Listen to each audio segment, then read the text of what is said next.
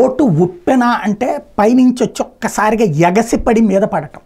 అది దివిసీమలో చూసాం. 2 తాడి చెట్లంత ఎత్తు లేచిన వచ్చినటువంటి సముద్రం ఊళ్ళన్నీ ముంచేసినటువంటిది. అది ఉప్పెన అంటాం. సునామీ అంటే నిశ్శబ్దంగా అలా పైకి లేస్తుంది, మనకేం తెలియదు. మనం ఇట్లా కింద కూర్చుంటాం, ఉన్నట్టుండి కాళ్ళ కిందకి నీళ్ళు వచ్చేస్తే ఆ పైన అట్టట్టట్ట ముంచేసి లాక్కెళ్ళిపోద్ది. దాన్ని సునామీ అంటారు. ఇప్పుడు వాటర్ సునామీనే సృష్టించారు. 2014 రాష్ట్ర విభజన తర్వాత జరిగిన తొలి ఎన్నికల్లో 74% ఓట్లయితే 2019లో 79% ఓట్లయినాయి. ఇప్పుడు రాత్రికే 78% ఓటింగ్. ఏది 12ంటికే ఇంకా క్యూ లైన్లో నుంచున్నారు. టోటల్గా టర్నౌట్ చెప్తారు. అది పక్కన పెడితే 74% దాటిందంటే ఓటర్ సునామీ లెక్కన. ఎందుకంటే ఫస్ట్ మన లెక్క అదే కదా. దాంతో ఒకటి దాటిన సునామీ, లాస్ట్ దాంతో దగ్గరగా వచ్చేసిందంటే సునామీ కంటిన్యూ అయినట్టు.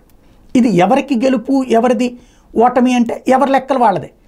తెలుగుదేశం పార్టీ వాళ్ళ లెక్కలేంటి? క్రిందటిసారి మా ప్రభుత్వానికి వ్యతిరేకంగా అంతమంది వెళ్ళి వైసీపీకి ఓట్లేశారు కాబట్టి అంత గెలిచింది, 150 గెలిచింది. ఇప్పుడు వైసీపీకి వ్యతిరేకంగా మాకందరూ ఓట్లేసేశారు కాబట్టి మేము గెలవబోతున్నాం అన్నట్టు వీళ్ళ అంచనా.